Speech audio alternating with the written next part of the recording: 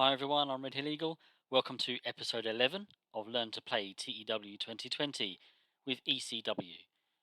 Today we book our first pay-per-view, December to Dismember. So without wasting any time, let's go and book this pay-per-view. So when you get to a pay-per-view, you get this little red note here about the broadcasters to the event have not been set because we've got different broadcasters for our pay-per-views. So you click on that, and we've only got Request TV at the moment, but we want that to broadcast it. Well, you might have different pay-per-views that have different broadcasters. I don't know. I don't tend to do that, but we want to use obviously Request TV. So we could use automatic selection because there's only one there. So we use automatic selection. Otherwise, you'd have clicked up here and said, so use this broadcaster, and then save this selection. Are you sure you want to save this selection? You cannot continue. Yes, we do. So our pay-per-view will now be on Request TV. We've got a backstage incident. Barry Horowitz brightened the backstage by simply being so cheerful and fun to be around. He's a people person and is currently happy. That's good stuff. Absent workers, still just Pitbull 1. That's good. We're not sort of losing anybody. I think I'd worked it that we wouldn't be anyway, but it's always nice to see that you haven't messed up and you're not missing out on one of your stars because they're also got a show with someone else tonight. I'll go in and have a look at the venue as well because you usually get a few more fans for big events. We're expecting 1,277, and they are they're giving us the CT Milford Ice Pavilion. So what I'll do is, if we go to search and reset that, the CT Milford, here we go. So it seats 1,000. We can get a little bit more than that. We can get a little bit more than that without being too extravagant. I'm going to set our minimum capacity of 1,000, and then let's see what we can get. Let's go 1,500, and we're hoping for something sort of around. Oh, you can't go to 1,500, so 2,000. So we're looking for something around 1,300, preferably. So that's 2,000. I just scanned down. So 1,500 for these two. If we can get a 1,300, that'll be bang on. But no, it's going to be one of those two. Then it's going to be. It doesn't really matter which one. You can look at these importance and hotbed, but they're both 0 and they're both no, so that's not going to make a difference. Now we've pre-booked this, so all our matches are in the pre-booking. Okay. Don't need to worry about the booking analysis yet. It's going to be things like we haven't got our match aims and blah blah blah. So what I do, you go to pre-booking, and I always just double check with my notebook, just so I've written down things with end story. Because if we've got a match here that's we want to end the story, but we didn't put it in game, my notebook will remind me. And we're not actually ending anything, although we probably should now because we've got people leaving. So Douglas and Bigelow, for example, that should now end. Did I put that in? No. So we need to end that now because we are losing Douglas. I always work from the front, so I'll go for something like Terry Funk and Al Snow to finish. Sorry, to to start. So you go to add to booking sheet, takes you straight to this sheet. We were going to have Snow win this, but we're now losing Snow. I'm still going to stick with it. Because I think Terry Funk's just got to get used to losing to people now. See what he says. Yeah, he's furious. Okay, well, seeing as we're losing Snow anyway, let's switch it. We're losing Snow anyway, so let's just have Terry Funk get the win. If we were keeping Snow, I would have kept that and I would have just suffered the complaint from Funk. Then I think I'll go for a tag team match. Let's go for this FBI versus the Hardcore Chair Swinging Freaks. Add to booking sheet. We've got little Guido as the winner on this one. The tag team title's on the line. Just make sure you've got all that. Book the segment. Then I think we'll have the Kid Cash versus Jerry Lynn. And this one I'm going to make storytelling, I think. Yeah, let's just make this one storytelling.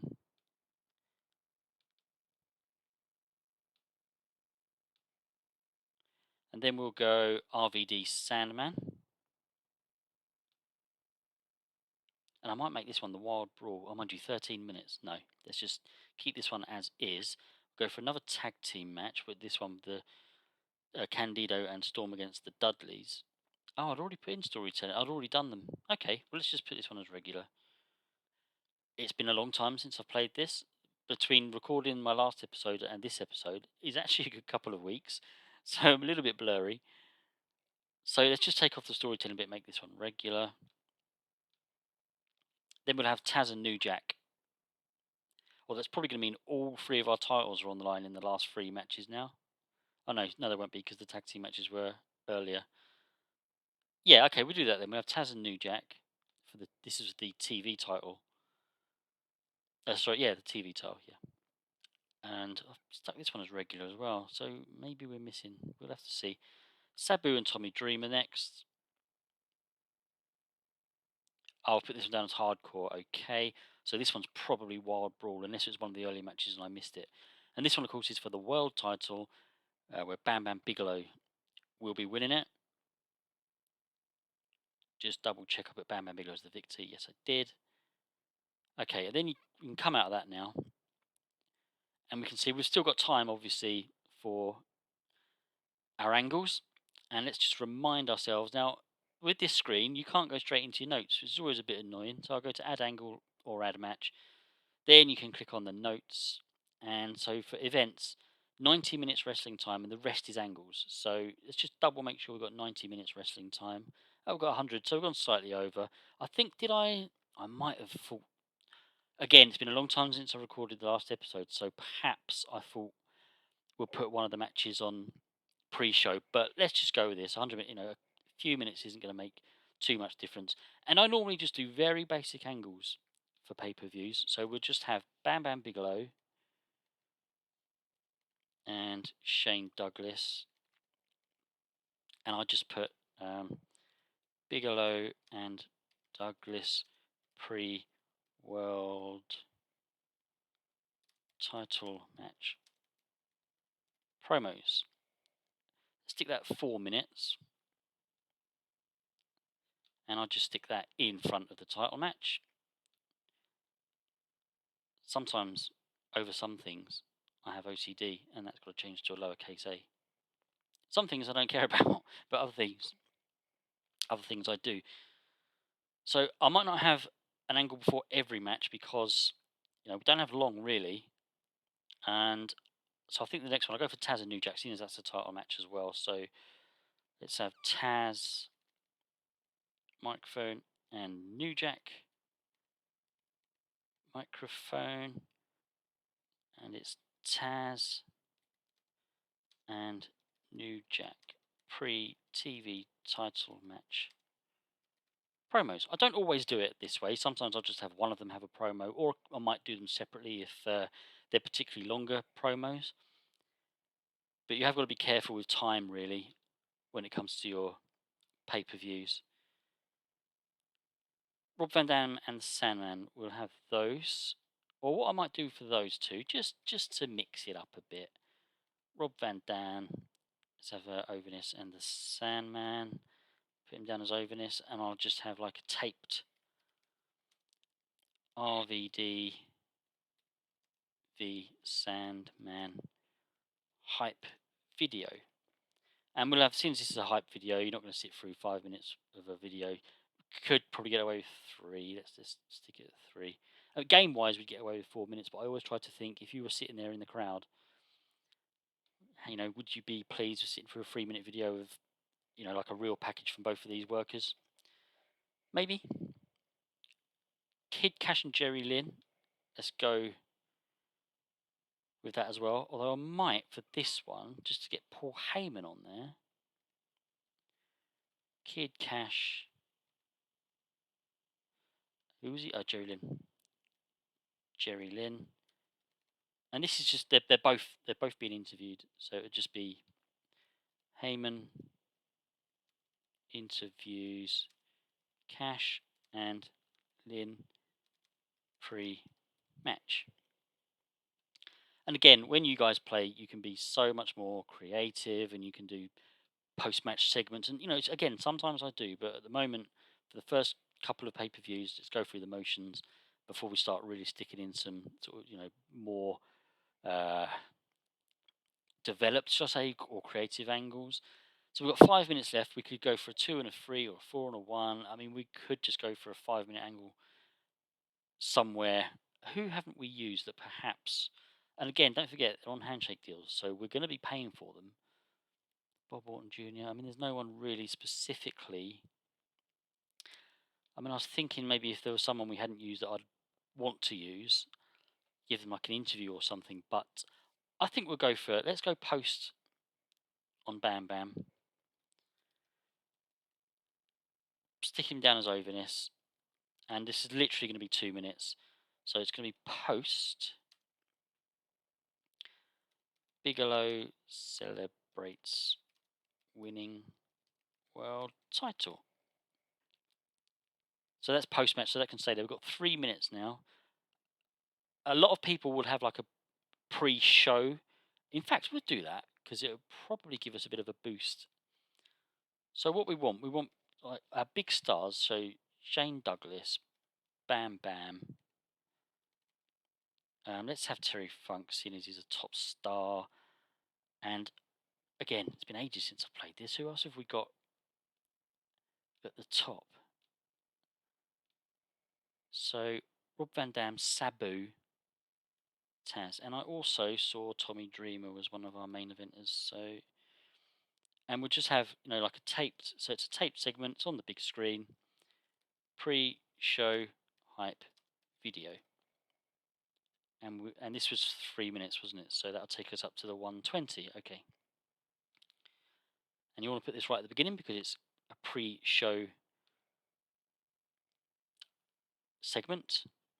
Let's see how we get on, shall we, boys and girls? And other. Yeah, 54 for that first one. And also, of course, it does also develop storylines when you do things like this. Just put people in the same angles, in the same story together in one angle, and it does advance storylines. Terry Funk and Al Snow, okay, only got a 30. Yeah, wasn't great. They didn't click, which didn't help. FBI versus the Hardcore Chair Swinging Freaks got a 54. That is something that I'm very pleased about. That one got the crowd hotter. Paul Heyman interviewing Kid Cash and Jerry Lynn, 45. That's pretty decent. I mean, these two struggled without a script, but you can't have Paul Heyman not use a script and these two use a script. It wouldn't work. A 50 for the match, very good. And there was a ding on the, or a penalty, should I say, on the road agent again. But to get a 50, very pleased with that one. RVD and the Sandman in their pre-match hype video, 56. And then the match got a 71. Wow, I think we've made a good decision here, keeping that match for the pay-per-view. Could well have been our main event, I guess. Chris Candido and Lance Storm versus the Dudley Boys, a 58. This is looking good, guys. This is really looking good. The Dudleys showed excellent chemistry teaming together. Well, we're losing one of them. That's a big, big blow for us. Taz and New Jack got a 50 for their pre-match promos. And then we have a new TV champion, and New Jack beats Taz, and that got a 63. This is looking good. This makes up for some of the TV shows that weren't quite. I mean, we've done okay to be fair so far, but yeah, pay-per-views you're always looking to be your best shows. Sabu and Tommy Dreamer at 70. We're looking for a really awesome score here. And then Bigelow and Douglas in their pre-match promos for the world title, 58. Great stuff. And then Bigelow wins the championship in an awesome 72 match. Superb wrestling and great heat. And it says here that storyline advanced and it also ended with this segment. We got a new world champion. And a 58 for the post-match celebration from Bigelow with the world championship belt. Overall, 69. That's really good. Increased in 18 regions. I think our pay-per-views are being shown in more areas, which is why we've got that. That's great, guys. I really hope you can sort of see where I've gone with the pay-per-view. Save your best matches for your pay-per-views, especially at this size. When you get bigger and you've got massive rosters, you probably haven't got much choice but to have pay-per-view level matches on TV. But when you're this size, really try to save the best matches for your pay per view. I'm not going to say we're going to get scores of 69 every time. You know, some pay per views they just won't work out. Some matches won't work out. But this one's been really good. I'm pleased with that. You also have an option to have a speech at the end of a pay per view. I don't usually do it, but seeing as I'm showing you guys, let's have a look. So I'll make a speech. There's not many options. I mean, I'm probably going to say Rob Van Dam, compliment on a great performance. Let's have who else could we? Bam Bam Bigelow, I guess. So I don't usually do this. I'm not sure if it makes much difference. It must do somewhere if it's in the game, but I've been pretty successful without using them. So let's see, Bam Bam Bigelow told that they're awesome. Yeah. Sometimes you might want to give someone some encouragement, like maybe they had an off game or something. I don't tend to remember either what's said down here. So if it's oh so and so had an off day, you'd give them some encouragement. But let's have another who did really well. I was thinking Jerry Lynn, but maybe someone who we're going to keep. So Devon Dudley. Well, when I say we're going to keep, I was thinking about a tag team. We're going to lose Bubba, so I'm sure it's Bubba we're losing. So Devon, give him a hug. That's another form of saying you're really good, I suppose. Yeah, you can criticize people as well. You can rip into them for their night's work. Told they're worthless. I mean, well, I have no reason to do that on any of the guys' performances on this particular show. Uh, Compliment on a good performance. Make speech, and it just tells you Rob Van Dam seemed pleased, Bam Bam Bigelow seemed pleased, and Devon Dudley seemed pleased. I've never seen a negative on these, but then as I say, I don't usually do this. Then when we come back, what I usually do, I don't look at anything and I skip a day to the next day, the first day of the next month. So then I look at everything in one, you know, how much money we made, that sort of thing. So I try not the email I do, but I don't go to my office because then that ruins. I like to be surprised by how much money we've made or lost. So let's just have a look at the email. December to Dismember was shown last night, 25,178 views, and got a pay per view rating of 0.06, 25,178 buys. Okay, so I'm going to skip one day, and now I go into my office, and the first thing I'm going to see, we lost 250,185. That is massive, actually. That's half of the money we had. Right, that's a bit worrying. I usually then go into our finances and I have a look. I mean, this is obviously just how much we lost, but we can see where we lost at production, right? So we might have to rethink our production. We might have to just have a look and see what we're spending and downgrade some things. It's a double-edged sword. If you downgrade, obviously that gives you penalties, but you've also got to be looking after your money. Wages, 100,000. Production's the big one though. After finance, I look at merchandise. Now we're not making barely anything from merchandise at the moment. It's not worth looking at really, but this is just out of habit. This is what I do. I look at finances. I look at merchandise, and here would be like like last month's biggest sellers. But we're not at a stage yet where we can make money out of our people. Then I usually look at our roster and I go to contracts and I go to perception and I see if there's been any changes because after your pay per views where the major changes are going to happen. So Taz, I'm sure he was well known. Sorry, New Jack. I meant New Jack. I'm sure he was unknown. Sorry, well known. So he's moved up one. Bam Bam Bigelow, Rob Van Dam, so we've still got all the major players there. And I just if there was anyone we were specifically looking to push, I would always sort of look at it and see uh, where they're going. You know, have they gone up? So, for example, if we were looking to push Ron Killings, I would look now straight away and see has he moved to recognisable.